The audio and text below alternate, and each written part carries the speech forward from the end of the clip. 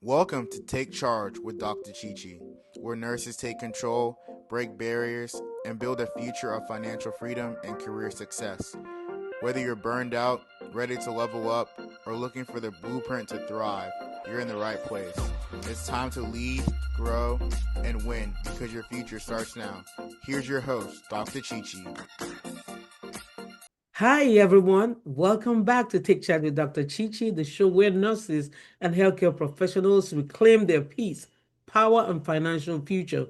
Whether you're feeling stuck, overwhelmed, or ready to take bold steps forward, this space is for you. Let's grow, lead, and thrive together. Like, share, and subscribe to Take Charge with Dr. Chichi so you will be notified when future episodes are released. The mission of this podcast is to amplify the voice of healthcare professionals as they share their burnout experiences and career journey, as well as create awareness about financial literacy. Because without financial literacy and control, it may be difficult for you to take charge. So each story is designed to spark awareness, provide practical wisdom, and inspire you to take charge of your own life, career, and confidence. On today's episode, we have Dr. Sophie Nkechi Amaeze, and the theme for this episode is resilience in the face of burnout. Dr. Nkechi Amaeze's nursing journey. So, Dr. Sophie Nkechi Amaeze has been a dedicated nurse since 1996. Her journey is true reflection of resilience and determination. And after facing rejection from nursing school, she pursued her dream on her own terms and became a registered nurse, building a career spending nearly 3 decades. Along the way, she experienced burnout, which shaped her perspective on perseverance, balance, and renewal. Beyond her clinical journey, Dr. Amaeze is also the two-term past president of Nigerian Nurses Association of Georgia, NNAG. And then during the COVID-19 pandemic, she displayed outstanding leadership by managing and growing the association, ensuring that nurses were supported during one of the most difficult times in modern healthcare. The purpose and the goal for today's episode will be to showcase Dr. she's Dr. Sophie, she's Dr. Nkechi, she's Dr. Amaeze, but it's just to showcase her resilience in overcoming setbacks, including rejection, burnout, while also highlighting her leadership as NNAG past president during the pandemic. Listeners will be encouraged to reflect on their own challenges and recognize that setbacks can become stepping stones to greater success. At this point, I'm going to welcome Dr. Sophie Nkechi Amaeze to the show. Hello, Dr. Sophie. Hello, Dr. Chichi. How are you?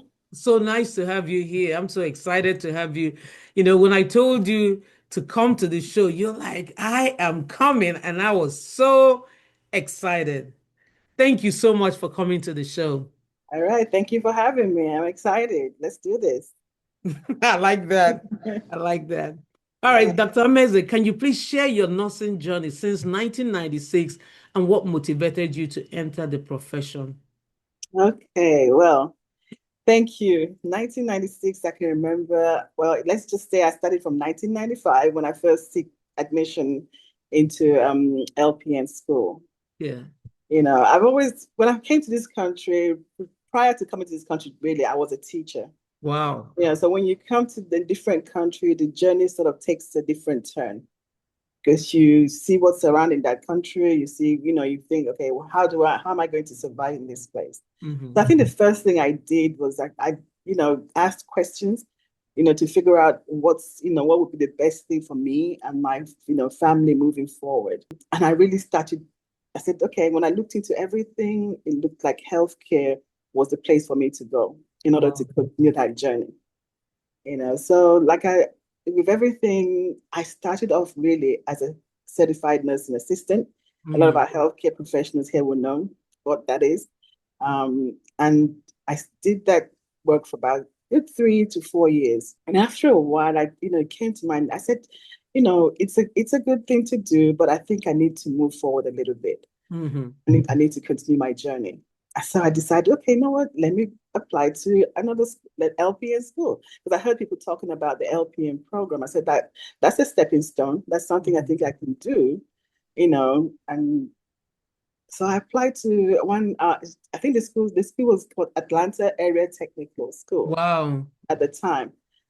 So I applied to that school, and they gave me an admission. So I said, okay, let me go and see what this is all about. Since I already have some healthcare knowledge with the certified nursing assistant work that I do, maybe it's something that I can transition into very well. So I did go into that program, and it was a challenge, but because it's something new, it's different from what I was used to. So I persevered, was able to meet the challenges and succeeded in becoming an LPN. That was in 1996. Wow. Yeah. So from 1996, I worked as an LPN for several years. And after a while, I said, you know what? I think I can do a little bit, more.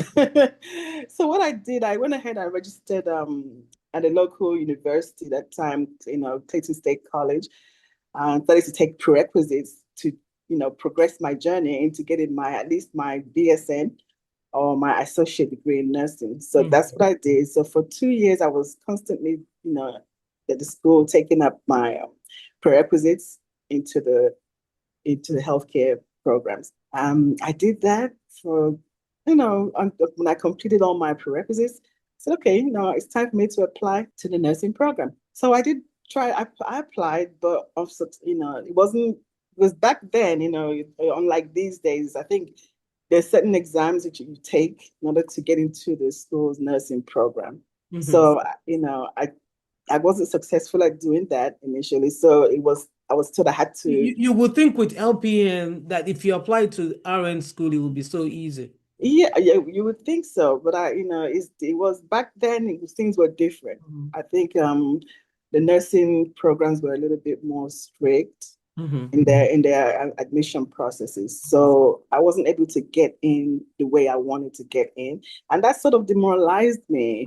Like, oh my goodness, what happened? Why can't I get into this program? So after a while, I said, you know what? I think there's a kind of learner that I am. I tend to teach myself a lot of things, and when I do teach myself certain things, I'm successful at it. I'm going to look for alternatives to this program. I want to pursue this nursing field, so I'm going to look for alternatives. So I started to do a research, and I found a school, and that school was in New York, I think. Oh, Excelsior College. So I said, okay, I think that was one of the first schools that started online kind of education. oh, wow. Yeah, so I said, let me apply to this school, because in their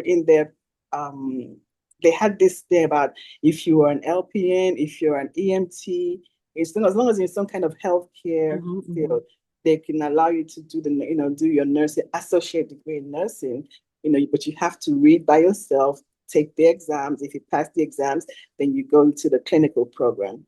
So I said, I think I can try this. So I decided to try it, and they accepted me, and I started to take the courses that they required, and each one I took, I read on my own, did my research, submitted my assignments, and so on.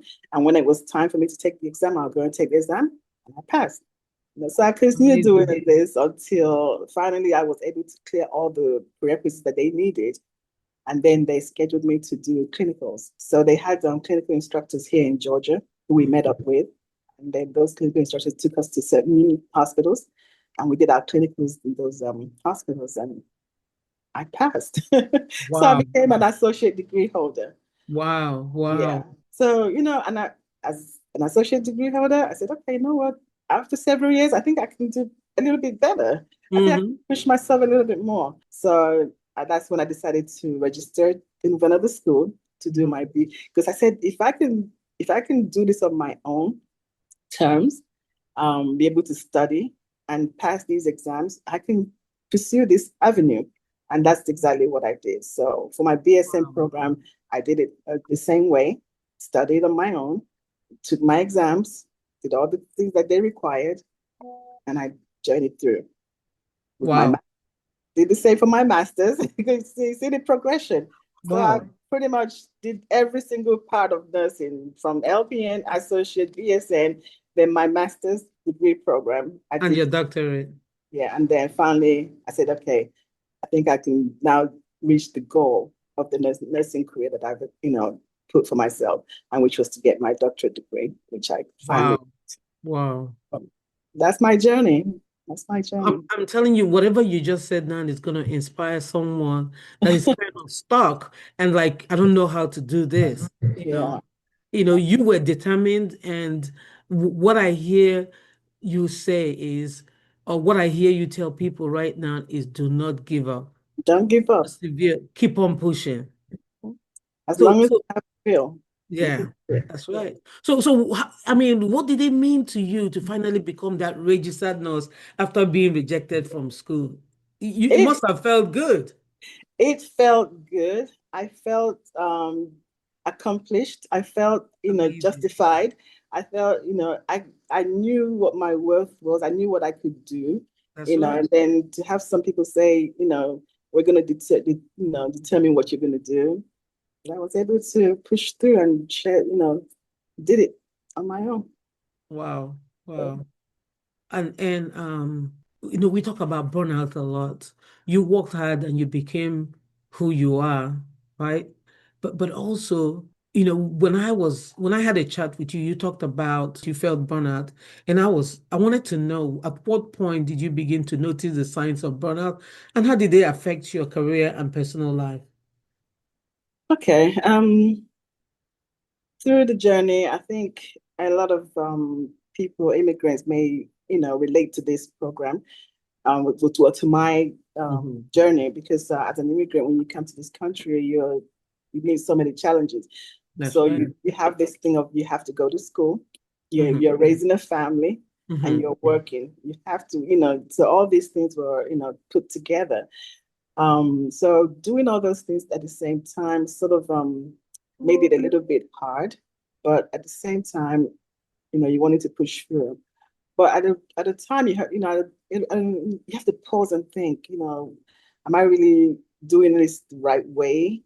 Because there was a time I started to feel a little bit overwhelmed. Wow. Oh, and I think what really led to that, when back in the days when as nurses, we used to do 5 days a week, like 5 straight 8-hour shifts a week. Um, Yes. yeah, unlike now where you can do 3 days and take Two, like three, 12s. yeah, 3 days and then get it over. Yeah, but then you were conditioned to do this 5 days a week, Monday through Friday, or whatever schedule they 8 hours. Yeah. Yes. So with that and other things that you were doing for your home and your family, it sort of became a little bit overwhelming. Yeah. Mm. But you had to sort of push through. I think that was the time in my life I felt really overwhelmed when I was doing that 5 days a week job. Because nursing is not an easy profession where you can just say, okay, No, I'm just gonna no, walk in and walk out. No. that's Because right. you have people's lives in your hands. You have to be very conscious of what you're doing, so you really had to, it can be overwhelming. That's right. I totally agree. So when you were feeling the burnout, did financial obligation make it difficult for you to step out from the environment where you were experiencing the burnout? I can say that that's a good way of putting it. Yeah, there were, because you Yeah. had bills to pay. You Exactly, had bills exactly. to pay. I mean, you didn't have any support system. You're not on any kind of government assistance. You don't, so you have to pay your bills, do Mhm. what you needed to do for you and your family. So you had to persevere and work, but at the same time, you had to still be careful and be, in how you're carrying those activities out. Yes, yes.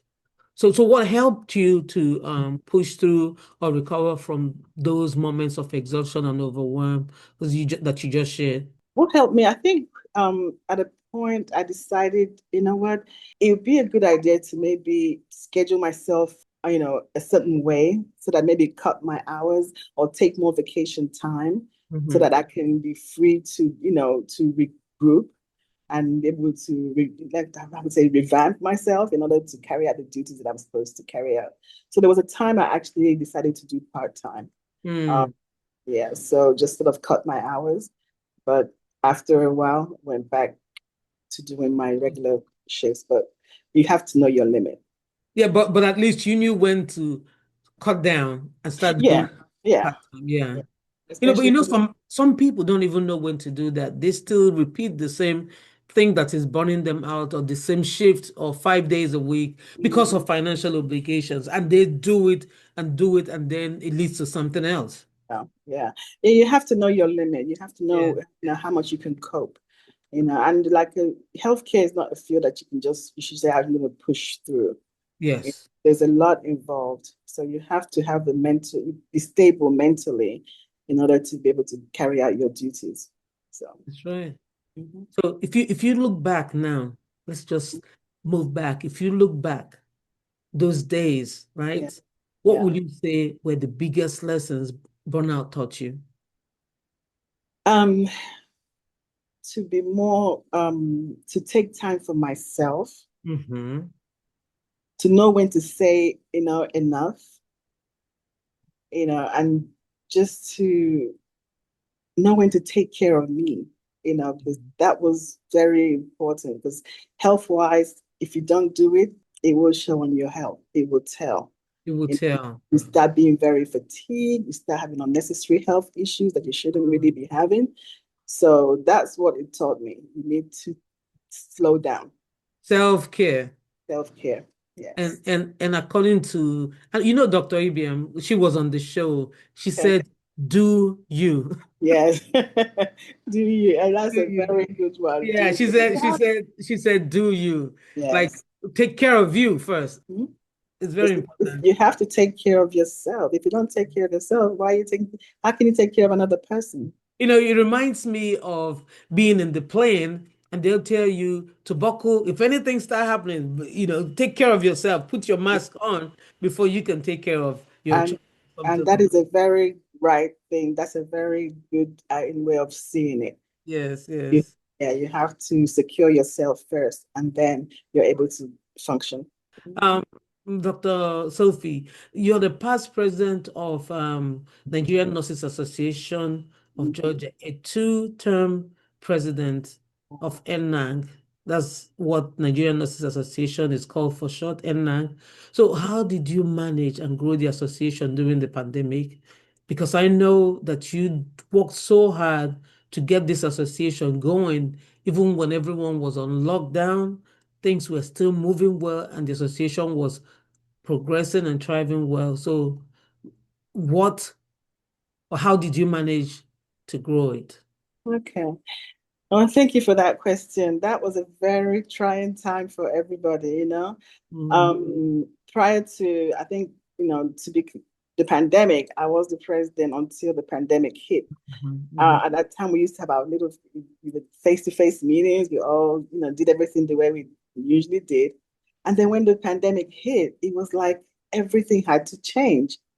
It was okay. Where are we going to? How are we going to move forward? Mhm. How can we not see each other and still function as an association, as a group? How do we maintain that relationship, intimate relationship that we had together? So these are things that I had to think about.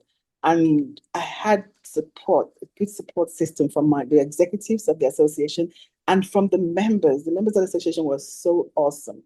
We came together, we had this plan. So we decided, okay, let's find another way, another avenue. We see other people are trying to do this, but let's see if we can do it. And I think if we do it and do it the right way, we will progress. So we decided to do the Zoom meetings. And that was the only way we could keep our monthly meetings flowing. Yes. Yeah. But one thing that we did in the association is that we never really let everything drop. Yes. Even though the COVID was ongoing, we didn't allow our association to drop off. We tried to find ways to engage people, to make them feel there's something out there for them, there's something going on. We created so many things. We had our buddy system where we communicated with each other. That Christmas party on Zoom. We had a Christmas party on Zoom that I'm like, it was like we were physically there. but it was just so awesome. And then we had our committees. Yes. This was a time for our committees to shine. Our committees came together. They started to do presentations, educational work. People that were so shy before, maybe shy about doing things, were coming out doing presentations, engaging one another. It was awesome. Our association actually grew even more during the pandemic, and that is an awesome thing to think. It was a group effort, and very appreciative for everybody that is in that association. That's right. Yeah. So it's not easy to be a leader there.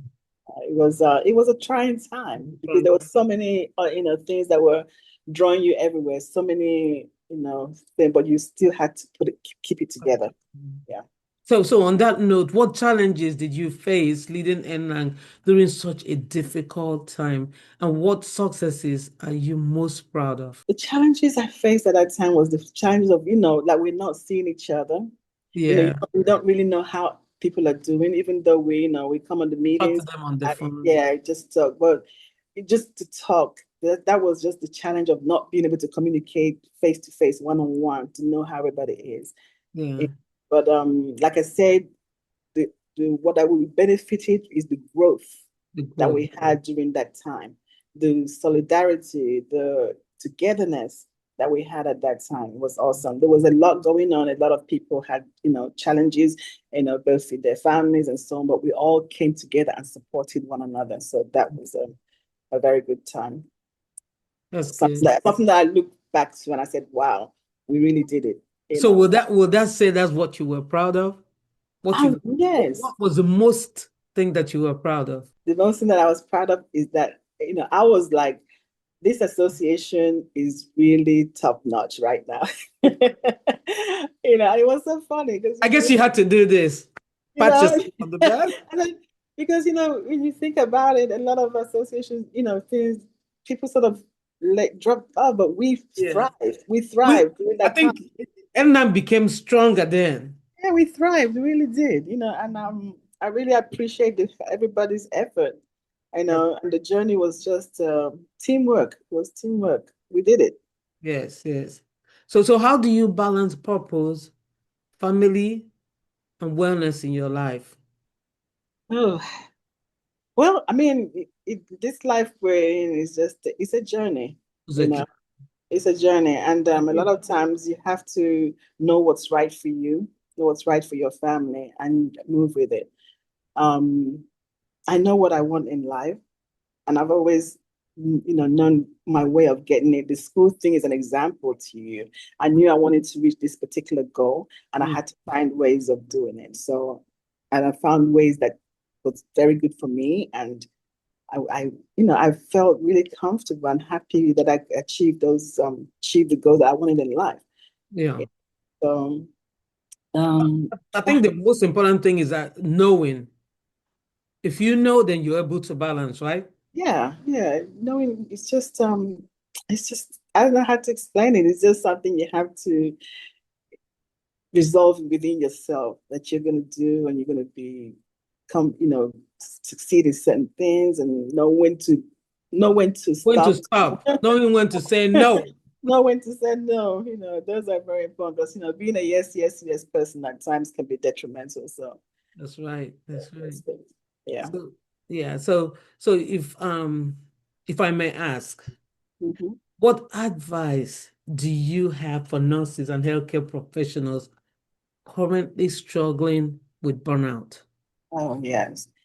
I would say the most important thing is know your limit.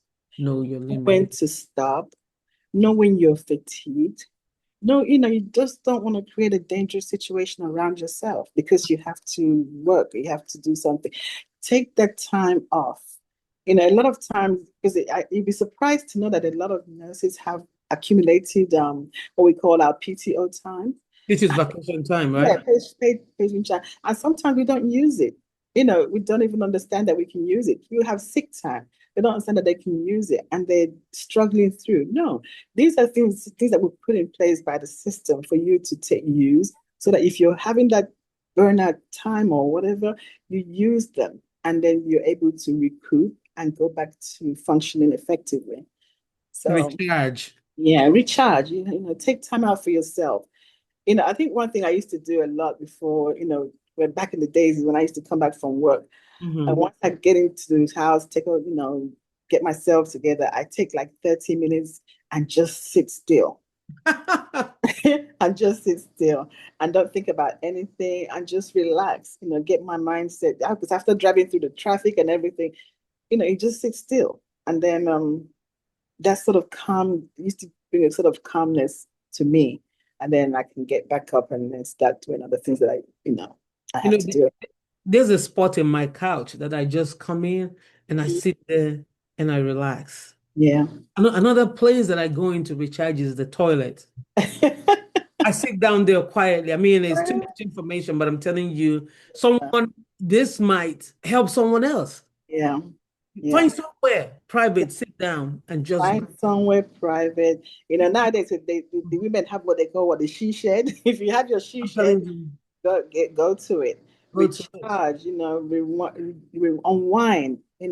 It's healthcare is especially nursing. Yeah. Nursing is such a profession that you are burdened with so much. You are a psychologist, you're a physical therapist, you're everything, you're a mental health. You embody so much. So you have to take time out, and then put all those things down for a minute and then relax. Meditation. That's Find right. a calming music, because I think a lot of these apps have this calming music. Put something in that will make you relax. Yep. Because healthcare professionals, we have to do that. You have to do that for yourself. A lot of time we do, and we want to take care of people. We want to make people recover. We want to make people healthy, and then we are not taking care of ourselves. So that is something that we need to do too, because when we take care of ourselves and we're healthy, that's when you can put a better effort into taking care of your patients. Yes. Yeah. Most importantly, find somewhere to recharge. Yes. I said, for me, if I get in the bathroom or even get in my closet or that corner of the couch, I am. Yeah, you got to find that place that gives you peace. Peace. That's the point. If I'm in my closet, I'm fine too. There's a place you will get into. Someone will not just knock and say, "Hey, mommy," or "Are you okay?" You know what I mean? But they know that's your quiet zone, and they just let you be recharge. Yeah. So that is what that's my advice. Do what makes you give you peace. Do what makes you recharge. Be calm, so that you don't feel that feeling of do I have to again? Do I have to? So that when you get up in the morning, you're ready to go. Yeah, refreshed to go. All right, Dr. Sophie. So what does taking charge mean to you, both personally and professionally? Taking charge means, to me, taking control of my life, my journey, and what I have to give out to people. So that's what take charge to me means, and in a positive way. There's something you just said, take and then giving back to people, right? Yeah. Because I'm telling you, and I think giving back is what gives peace too. Yeah, definitely. Yeah, when you take charge, then you're able to help someone else. Yes. Amazing. Thank you so much. You've really, right? Thank you for having me. Yeah. So there's something I like to do. Okay. And that will be the rapid fire questions. Okay. And I just want you to use one word to describe your career journey so far. One word. One word to describe my career journey. Awesome. Awesome. Awesome. Amazing. Yeah. Awesome. So coffee, tea, or smoothie? Tea. Tea. Yes. English lady. I have to have my tea. You have to have your tea. What kind of tea do you like? Oh, I import my tea from England, so it's real. I do. My brother always sends me my English tea. I have my it's called Lipton. I know, not Lipton. It's PG Tips. Wow! That's all I drink. I always get a big old. Do you just put hot water Or do you add sugar or milk or something like that? Oh, I'm a Make milk or typical English. I have to have my carnation milk, my sugar, just make it in a nice oh my way. goodness. Yeah, Yeah. yeah, Some yeah. people just drink tea like that and then Uh, some kind of put honey or sugar well, or you can do others, but I'm the typical. I guess that's what I grew up with. So we that's have what to have our carnation milk, our sugar. yeah. Honey is a new thing to It's me. a new thing, yeah. People just start recently adding honey and all kinds, but before. But when you're putting sugar, you have no limit though. You don't have to I put know, it I down. know. Uh, Yeah. just a little That's bit. good. So what's your favorite affirmation or scripture you live by? Um, I would say my just to continue to strive, Continue to try. to strive and to Just try. thrive. Good. Yeah, if you know what's out there that makes you feel good, makes you feel like you want to, wake up every day and just continue to do that and Yeah. grow. Continue to strive. I like that. Thank you so much. So a hobby or activity that helps you recharge. Oh, I can guess that one, but I'll let you speak. huh? I You can said, guess. I think I can guess that one, but I'll let you What speak. would you guess? No, let me see. What would you guess like I like to do? You want me guess? Yes. Travel. Yes, yes, yes. I know you love to I travel. love to travel. I love to explore. I always love to know different things. It's something that I grew up doing, right from when I was a kid. My parents encouraged that a lot. So, it's just built in that I just have to move and So did I get. guess it right? Did I guess it right? You really did guess it right because you know that very well. I love to Oh, go to that's different good. countries, learn about different cultures because once you do that, you're so exposed to That's right. to the world, and you get to know that this world is a small A place, small place. that we're really all the same, when you expose yourself to so many different cultures. So I do encourage everybody to travel at least once or twice a year. It kind of makes you appreciate people too. Oh, very much, very Because much. when you're exposed to other people and their culture, that kind of education is something nobody can take from you. Oh, And you no. get to relate to people better. Yes, you do. You do. Better. And people appreciate you too. You'd be surprised how when you travel to some countries, they appreciate the fact that you are there, that you want to know about them, Mm, and they're so friendly, in most places anyway, that yeah, yeah. that's good. So one piece of advice you will give your younger self. Hmm. Yeah, that's another advice I give to my younger self is, well, never ever, Mhm. when somebody says you can't do something, Oh man, prove them wrong. prove them wrong. Just prove them wrong. And I think I did that, in my own time. I worked on my own terms. I am where I am today because I decided to, push and say that I can do this. That's There's right. nothing I can do. So yeah.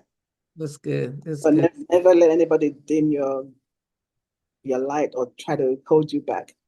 That's right. That's right. That's very, very good. So it's time for reflection prompt.